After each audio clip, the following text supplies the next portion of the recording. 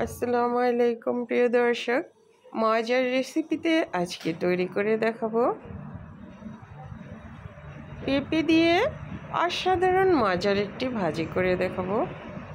পেঁপে দিয়ে আর আলু দিয়ে মজার ভীষণ মজার ভাজিটা করব। অবশ্যই সে পর্যন্ত আমার সাথে থাকবেন। আর ভাজিটা সাদা রুটি, পরোটা আর ভাত দিয়ে খেতে পারবেন।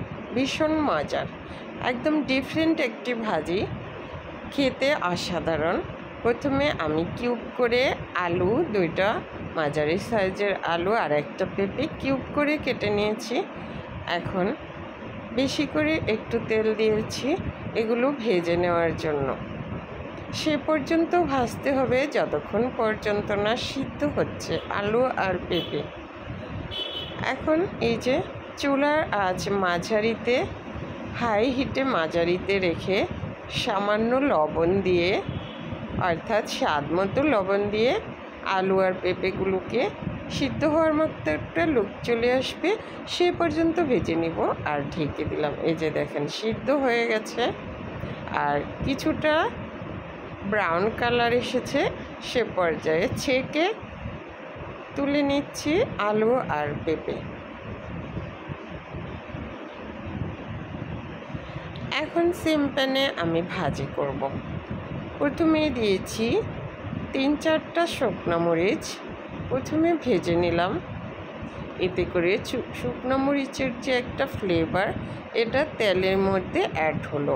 হাফ চা চামচ আস্ত জিরা দিয়েছি, এটাও ফোড়ন তুলে নিলাম।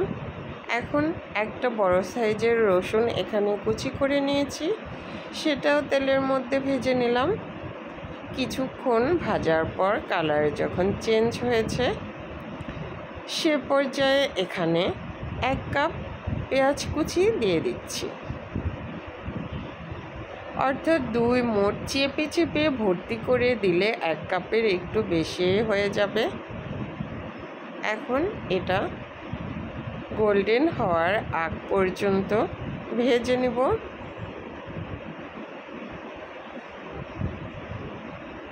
আর বেশ কিছু কাঁচামরিচ দিয়ে দিলাম। ভাজিতে অবশ্যই বেশি করে কাঁচামরিচ অ্যাড করবেন, এতে করে ভাজির স্বাদ বৃদ্ধি পায়। যে কোনো ভাজিতে কাঁচামরিচটা বেশি ব্যবহার করবেন। এখন আবার স্বাদ মতো লবণ দিয়ে দিলাম। আর ভাজির সাথে কাঁচামরিচ সফট করে ভেজে নিচ্ছি। যখন এই যে গোল্ডেন কালার আসতে শুরু করেছে সে পর্যায়ে দিয়ে দিচ্ছি 1 চা চামচ হলুদ গুঁড়া আর হাফ চা চামচ মরিচ গুঁড়া। এক চা চামচে একদম ভর্তি করে হলুদ গুঁড়া দিইনি, 1 চা চামচ হলুদ গুঁড়া দিয়েছি আর হাফ চা চামচ মরিচ গুঁড়া। যেহেতু কাঁচামরিচ বেশি অ্যাড করেছি তাই মরিচ গুঁড়া বেশি দেওয়া যাবে না। এ পর্যায়ে চিংড়ি মাছ দিয়ে দিলাম। চিংড়ি মাছ এখন পেঁয়াজের সাথে ততক্ষণ পর্যন্ত ভেজে নিব যে পর্যন্ত সুন্দর একটা অ্যারোমা ছড়ায়, সে পর্যন্ত ভেজে নেব। এখন চিংড়ি মাছের একটা সুন্দর স্মেল বেরিয়ে আসছে। বেশ কিছু সময় পেঁয়াজের সাথে চিংড়ি মাছ ভেজে নিয়েছি। এই পর্যায়ে এই যে দেখেন কালারও চেঞ্জ হয়ে গেছে। এই পর্যায়ে এখন পানি দিয়ে দেব যাতে করে চিংড়ি মাছটা সিদ্ধ হয়ে যায়। আর ভুনা ভুনা করে নেব। চুলার আঁচ কমিয়ে রেখে এখন মাছ সিদ্ধ করে নেব। ঢেকে দিলাম। মাছ এই যে সিদ্ধ হয়ে গেছে আর ভুনা ভুনাও করে নিয়েছি। এই পর্যায়ে এখন ওই যে ভেজে রাখা পেঁপে আর আলু এখানে অ্যাড করে দিলাম। এখন এই যে চিংড়ির সাথে পেঁপে আলু মিশিয়ে নিচ্ছি। এখন চুলার আঁচ মাঝারিতে রেখে এটাকে 3-4 মিনিট অর্থাৎ 5 মিনিট রান্না করব। বেশি কিন্তু রান্না করা যাবে না, কারণ এগুলো সিদ্ধ হয়ে গেছে। ভাজার সময় এগুলো পেঁপে আর আলু সিদ্ধ হয়ে গেছে। এখন এই যে 5 মিনিট নেড়ে চেড়ে ভাজা ভাজা করে নামিয়ে নেব। হয়ে গেল। এই যে দেখেন ভাজিটা, এই যে কালার চেঞ্জ হয়ে গেছে, ভাজিটাও হয়ে গেছে। চাইলে এভাবে ভাজিটা ট্রাই করতে পারেন। অসম্ভব মজার এই ভাজিটা আপনারা রুটির সাথেও সার্ভ করতে পারবেন, পরোটার সাথেও সার্ভ করতে পারবেন, এমনকি সাদা ভাতের সাথেও খেয়ে খুবই মজা পাবেন।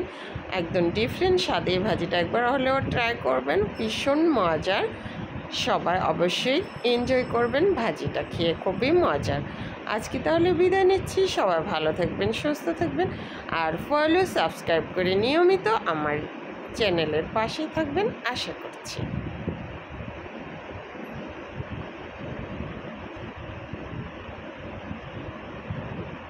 দেখেন কতটা লোভনীয় লাগছে ভাজিটা, খেতেও কিন্তু অসাধারণ ছিল। আল্লাহ হাফিজ।